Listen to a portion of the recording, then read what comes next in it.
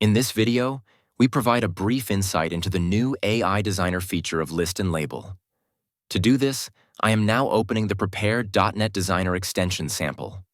To use the AI function, simply specify the desired large language model and your API key in the code here.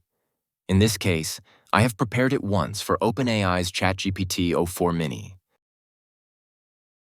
Now I compile the sample and open an example file.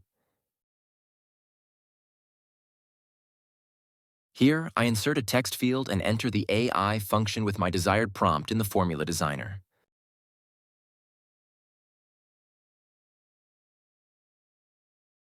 Attention! This step might take a moment depending on the connected LLM and the server load. Once the request is answered by the LLM, the text will appear once in the preview window and then also in the text field, and can then be used further in the report.